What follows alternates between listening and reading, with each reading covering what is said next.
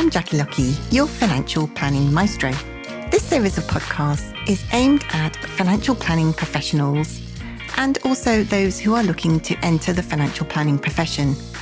We will be talking during the podcast about all things Certified Financial Planner certification related, talking to other CFPs around the world, and also we will be dropping in on some new entrants who've just entered the financial planning profession, and we'll be checking up along the way on a regular basis with them to see how they're getting on. I hope you enjoy today's podcast. Hello and welcome. I'm Jackie Lucky, your financial planning maestro. And in today's podcast, we are talking all things Certified Financial Planner professional related with a very special guest of mine, and that is Chloe Phillips from Pura Vida Financial Planning. Hello, Chloe. Hi, Jackie. Thanks for inviting me. My pleasure. Thanks for coming along.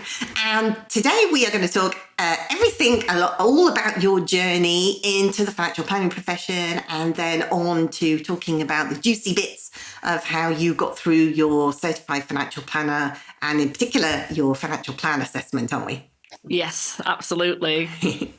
Excellent. Right. Well, let's start at the very beginning and give us a little potted history about how you got into the financial planning profession. Yeah. Okay. So I suppose it's like many others within the profession. I fell into the profession at a very young age of 18. So, wow. I would say, like many others, so I live in York, and there's a well-known life assurance company in the head office in York. And if you haven't worked there, well, there's a running joke, really. If you live in York, you haven't worked there, there's something wrong. So I started in pensions administration from the age of 18. And I said I suppose I remained in pensions really until, goodness me, until 23, maybe 23. But I was made redundant at 21, and then I went to another company in Leeds as a pensions administrator, and then that's when I was exposed to financial planning, investment management, and the whole process really. Because I suppose when you work for a life assurance company, you're kind of kept away from that. It's more product driven. Yeah. You only see the kind of final end of it, don't you, in that position? Yeah, absolutely. So that was my first experience, really. Oh, wow. And from there, that's where I started tackling the CII exams and everything else. And I when I first became known of what a paraplanner was, because I didn't know what one was up to that point. And I was thinking, I want to get into this. How do I get into this profession? And it was quite difficult. So the company I was working for at the time, it was such a good company to work for. It was nobody left basically. So there was never really any opportunities that opened up. And I just remember that was quite a challenging time at that point, because, and I'm sure many other people have experienced, well, I know that a lot of people I've spoken to previously have experienced this. If you don't have the experience of a administration, like a full financial administration role, it's very hard to transition into a power planning role at that point. And I remember speaking to a lot of recruiters, and they was just saying, no, sorry, you need somebody with an administration experience of full financial planning rather than just pensions itself. But I persevered, and I got through. I got through the door somewhere that accepted me. I managed in the end, and so then I was in a power planning roles for a few companies, and then I fell into an accountancy practice where I quickly became a people's manager. So I managed a small team, and that itself was it then takes you away, I suppose, from the technical aspect, and being a manager is a whole different skill set, yeah, I would say. And it was a huge learning curve for me. And and it's an experience that I had to learn a lot from it. But then I realised as well that's probably not something I want to do either. So I was a power planning manager, and then I had my little boy Henry, and whilst I was on maternity, you have a lot of time amongst the sleepless nights and the dirty nappies and everything else. So there was a lot of thinking time I had at that point, and I thought, you know what, is this really what I want to be doing going forward as power planning manager and everything else? Came back from maternity leave, and the things naturally change as well with the company that you're working for. And then I decided to move on, and I actually at that point I transitioned into a client-facing role. So I know it's probably a bit of a whistle-stop tour, really. I'm talking about this is 15, 16 years of my life that we're talking about here. Zooming through. Yeah, we're zooming through quite quickly. And so doing that client-facing role, is that, what was it about that role that, apart from, obviously transitioning from power planning to power planning manager and then going right round kind of full circle, if you like, to kind of client-facing advisory. What was it that really kind of drew you to that? It's the relationships that you build with your clients. And it's such a privilege for someone to be open with you and talk about their finances, their aspirations, their dreams and everything else. Because money, we've got to forget that money is still seen as such a taboo subject. You don't even do people even speak to their friends and family about money? Not always, so it's actually someone to open up to you and say, this is really, what I'm wanting to do and wanting to achieve, and have that honest conversation. I think it's an absolute privilege. So that's what has attracted me to the client-facing role itself, and also just being able to help people and put things in perspective, and that it's not always there's the numbers that come into it with financial planning, but it's very much behavioural as well, I would say. And that's something what I very much enjoy about the role in comparison to the power planning aspects that I was used to beforehand. That was more of it was more of, the file and things like that. But I do know, again, when it comes to power planning, there are amazing power planning roles out there where you can be client facing too. So it's down to, again, it's the firm that you work for. But I never had that role when I was a power planner. Yeah. And so during all of this time, you carried on gaining more qualifications. And then at what point did you think to yourself, right, I need to do the certified financial planner now? Yeah. So I had seen about the CFP for quite some time. And so I became chartered in 2018, went through all my arrows, went straight into the advanced papers. But I'm the first to admit I am terrible at time management when it comes to any sort of any sort of exams or anything like that. So I'm very good at cramming. And I was very good with all the CII exams, is that I could literally lock myself in a room and just just concentrate on it for 2 to 3 weeks and then sit an exam. Whereas I knew with the CFP and how challenging it was, there is a lot more to it than that.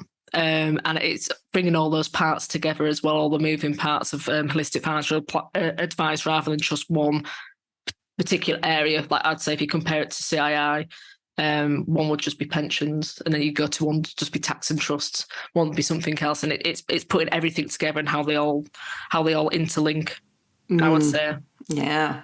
So, tell us a bit about your experience, about what you went through. How did you have a particular approach that you decided upon before you did? Because I guess did you sit the level 6 exam?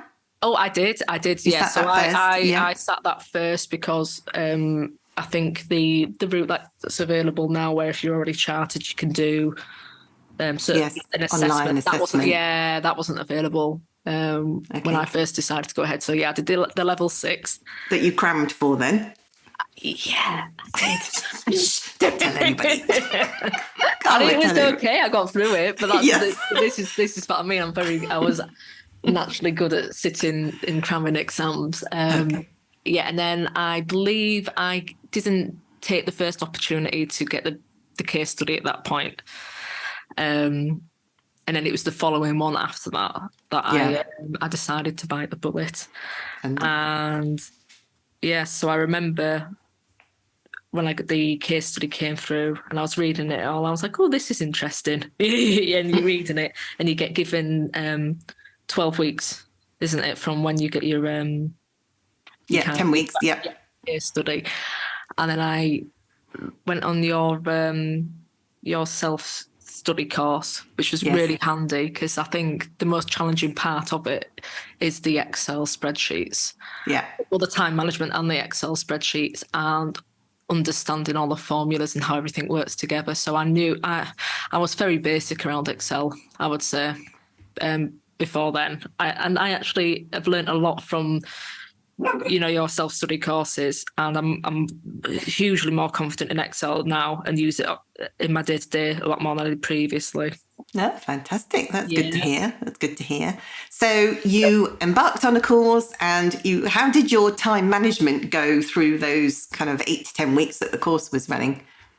A bit hit and miss? Pretty poor tracking. So I had a little bit of I tried a little bit, but then to be honest, like I said, other things got in the way, and the next thing is I had 2 weeks to go and I hadn't done very much, so I tried my old tricks of cramming for 2 weeks. You had a big bit. And it was probably the most intense 2 weeks of my life, and obviously I'm a mum now, so my usual cramming techniques of locking myself in a room can't work because I've now got a child. I have to look after two. So I was trying to work around that. And I ended up leaving huge gaps in my plan because of it. So it's absolutely my own fault. I think it was the protection element I completely didn't even touch upon. So I knew at that point I had failed, but I know when we had our catch-ups, it's more of get written up what you can possibly do now, because it's better to pass one area than none at all. So I think from memory, I did pass 1 or 2. I think on my first attempt, even though I had huge gaps. So, it was definitely a lesson learned in those first 12 weeks. Yeah. Not to underestimate it. And I think the advantage of taking that approach, we all behave differently and we all cope with the work in front of us differently. But I think, for you, definitely passing those 2 areas, that must have been quite a relief that you didn't have to go back to them and rework them, and you could just concentrate on the next bits, on the missing bits, if you like. Yeah, absolutely. I was over the moon actually that I'd passed those 2 bits. I knew I was going to. I knew it was a fail. So the fact that I was on the right lines, I think, and I knew what I'd already achieved. I was on the right path. It was just filling it out, filling the pages out, going into more depth, and the things that were picked on where there were some discrepancies for me then to go back and sort those out for the second submission. Yeah. And so did you change your approach for the second submission, or did life take over again? Oh, no. So I actually, so life does still take over. So what I actually did was I paid, I did pay for some accountability. So what I actually did was is paid for to meet up. So over the 12 weeks, at the end of each 4-week period, to have actually got something done by the end of that 4-week period. Yeah. And that helped. But in a like fashion, I still was pushing it for the end of those every 4 weeks.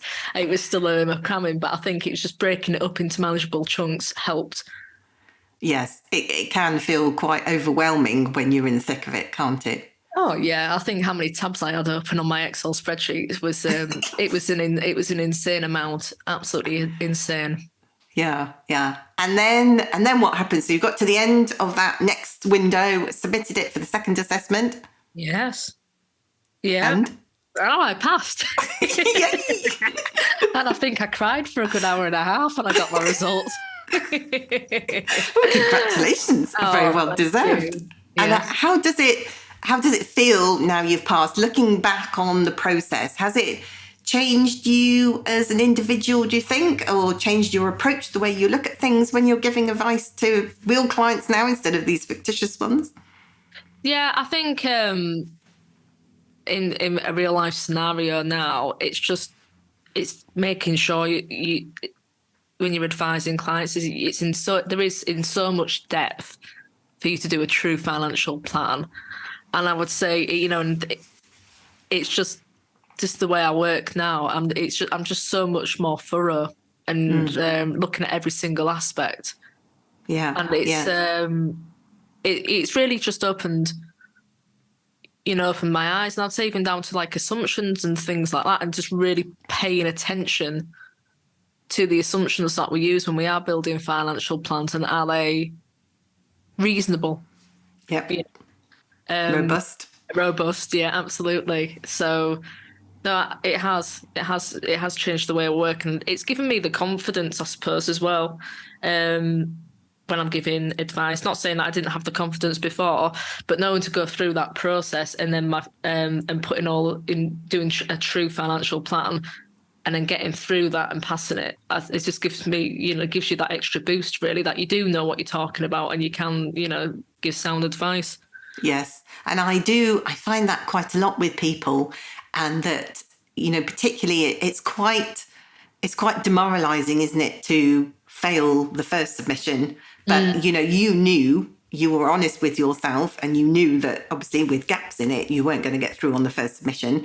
But I think, you're right. It's clearly a validation of what you're doing now, because to still have those, big sections to finish and pass on your second submission is an amazing job. So, and I think it's, some people say it does change them as a person, maybe perhaps lets you see further down the track, give more options to a client if they're, there are a couple of options of recommendations that you might make, that you can maybe, discuss them in a bit more depth or ask some extra questions because of the complexity of what you've been through. Yeah, absolutely. And so, how long do you think the whole shebang took you? But, I guess for both submissions in total, in order, from the day that you got your case study to the day that you got your result, do you have a feel for roughly how many hours it might have taken you? So many. I'm just trying to think now. 200 plus maybe. I just remember thinking, and everyone's different. I know how they work, but I cannot dip in and out of something. Yeah. So if I start, I'd have to do some really deep thinking and be working on it for a good few hours at a time. Yeah. Because I think I wouldn't be able to like nip in and out on my lunch break, let's say, for an example, because it'd probably take me 20 to 30 minutes to get my head into where I was previously. Yes. It'd have to be it has to be some really intense time that I'd work on it. And then, for me to see any real progression, I would say. But that's just the way I work. But it was a lot of weekends, evenings, and then, I used some of my holidays off as well and things like that to make sure I got it over the line. Yeah. Well, all worthwhile in the end. It's interesting, actually, because I think probably the last 4 or 5 people that I've interviewed on the podcast who've passed their Certified Financial Planner submission recently, they've all said about 200 hours. And there was one lady I was interviewing who passed on her first submission. And I asked her the same question, and she said, I took 200 hours for my first submission. and passed. Wow. Yeah. And what's interesting is that other people who've taken, perhaps 2 submissions to pass, in total, they've taken about 200 hours. So it does seem to be that 200, kind of 150, 200 is about the right amount of time in total to get through the whole process. So, so it's interesting that you're in the same ballpark as well. Yeah, no matter what tack you take or approach you take to it, you're still looking at the same kind of hours. So, let's talk about more generally in the financial planning profession, because certainly in my younger days, there weren't many females in the financial planning world. I can remember going to my first financial planning conference with the IFP back in, I can't remember when, but pre-dinosaur days, I think. And there were 3 female financial planners at that conference, and I was completely shocked. So what's your experience been like as a woman? You're coming into the profession at, a nice ripe old age of 18, and then moving through and becoming a certified financial planner.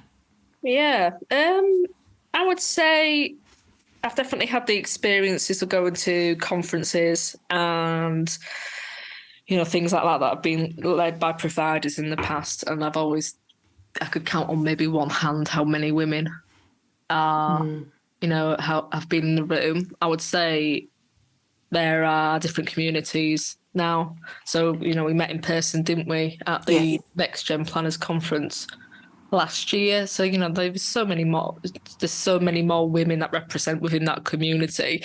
So I can see it, going in a positive direction.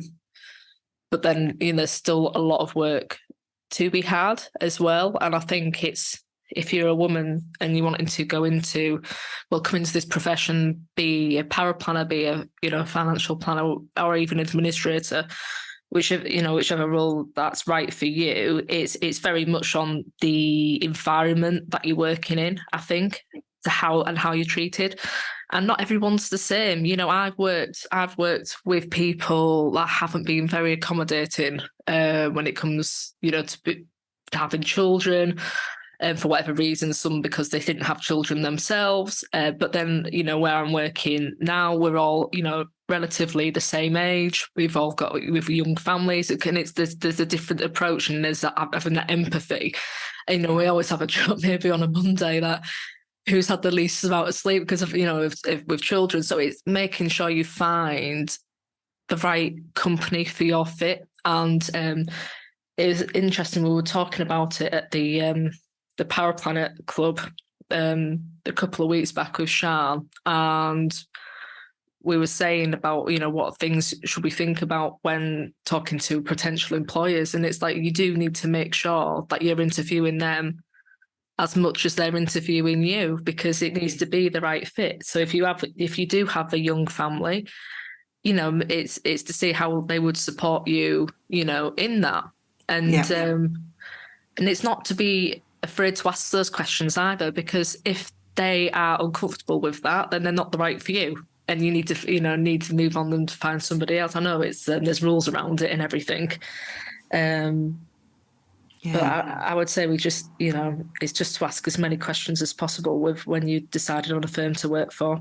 Yeah, and I think for some people it's difficult, isn't it? They find it difficult in a situation being interviewed, through nerves or perhaps inexperience coming into the profession, that they might want to ask these questions but actually feel uncomfortable doing so, like you say. But actually, in the long run, it's better maybe to do a little bit of preparation before you went to your interview. Maybe just take one of those little a post-it note or something, pop it up your sleeve or hold it in your hand, so that actually you can just prompt yourself to ask those sorts of questions, and just pose it in a way that you can try and be as open and honest, that you're not expecting a particular response, but you're just inquiring about whatever it may be. Oh yeah, absolutely. I know it's uncomfortable. I've had an experience where I didn't ask the right questions in an interview, and I got the role, and I accepted it because it was more money, and I was there 4 months in the end, because it was just so the wrong place for me. And I just think if I'd had the nerves at that time. So this is a long time ago now. Just to have the confidence to ask more questions and realize it wasn't for me, I wouldn't have gone down that, because for being uncomfortable for that 1 hour during that interview, I then accepted the role, was there 4 months, and I was a lot more uncomfortable in those 4 months before I left than if I'd have just asked it in that hour's interview. Well, and it can set you back, can't it? Because it can knock your confidence, and also the time and effort to find another job. Absolutely. Absolutely. Yeah. There are kind of longer term ramifications just for the sake of that, 1 hour of pain, if you like, of an interview. Yeah, no, absolutely. And it can be really nerve wracking, especially if it's a role that you really want. But it's try not to worry, and and how much better you'll feel about it afterwards once you've asked those questions and got it out in the open. And I've noticed over the last few years, it's really developed, particularly in light of the pandemic, and that good paraplanners particularly, but as well as financial planners too, are in such high demand, aren't they? So I think, it's not a case of, you could bowl up to not quite any interview, but nearly any interview. And, if you've got the range of qualifications that they're looking for, you could probably be offered the job, but that still doesn't mean that you should accept it. Yeah, no, that's it. Absolutely. And I think, again, with what's happened since the pandemic, it's kind of catapulted us forward so many years, when things can be done how we can do things now by Teams and Zoom, and do we really need to be in the office all the time? So there is a debate, isn't there, about can you work from home full time? Is it hybrid? Do you really need to still be in the office? And and I think it's, again, there's so many more opportunities now, where especially with remote work with paraplanners, you don't even need to be necessarily in the city where the role's for. You could be anywhere. But again, that's down to preferences. Some people prefer to be in the office. Some people prefer to be working from home. It's just having those opportunities. Yes, and like you say, finding that culture fit, finding the employer, or maybe helping going into partnership or starting a business where you can provide that kind of support and create that right culture that suits you and can attract other people like you. No, absolutely. Absolutely. So what would you say to other women that are considering coming into the profession and maybe have had experience of being treated relatively poorly in the past, or maybe even those, I've come across some recently who are actually thinking of leaving the profession because of the way that they've been treated? What would you say to anybody who's having those kind of dilemmas going on at the moment? Yeah, I would say the first thing I would say is reach out to others. So there are communities out there where you can speak to other women. So I know it's like the Empowered group. There is a Facebook group, and being able to reach out other women within the profession and let them know what you've been through. You can do it. You can be anonymous if you want to initially, because I know some people are quite nervous to speak about things in open forums. But then others will reach out and have a chat with you and listen to you, and for you to be able to have that sounding board. And that's what I love about the community, is that you can reach out to anybody and have a chat with them, and they can let one, they'll give you empathy and listen to you, but then give you some sound advice of like your options and what you can do going forward. So I would always say is, if you've been treated badly, definitely reach out to others. Also, as well, if it is bad enough, then is it something that you need to look at advice on as well? But I would really hope that nobody wants to leave the profession because they've been treated badly. That'd be absolutely heartbreaking. I would say that you need to reach out and don't give up. No. And I think I can remember somebody saying to me, actually, I think it was Michael Colfontaine, who was the chairman of the CISI, in a meeting. We were talking about management styles and things like that. And he was saying, what's your why? What do you love about doing the job that you do. Why do you do the job that you do? Why, what are your aspirations, and what are, why do you want to do those sorts of things in the future?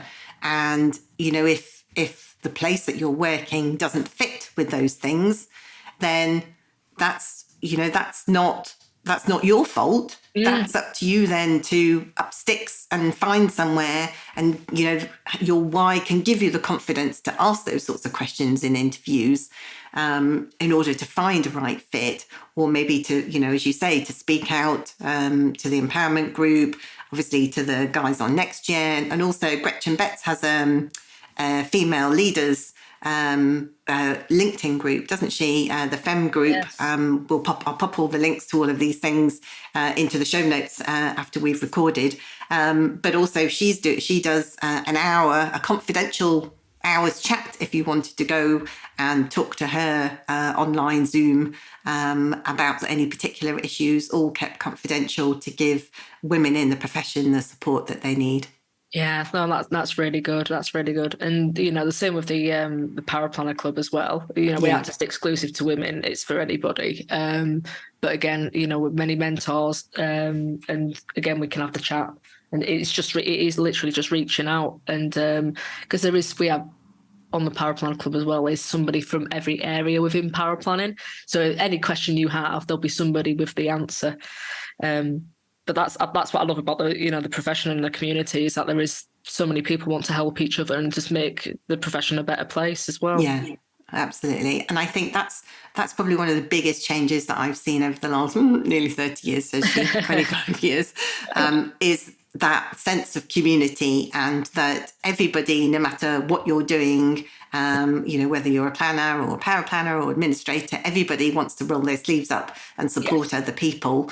And help them into the profession, because obviously we need younger people. We need people like you, Chloe, and others, coming into the profession and staying in the profession. In 20 years' time, you're going to be the ones who are in the position that I'm in now, that are long in the tooth, saying, looking back over the last 20 years, what kind of positive differences have we made collectively to the profession?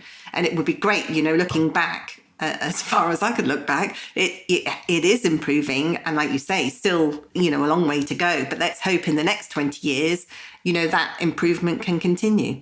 Yes. No, I absolutely agree with you there. Yeah.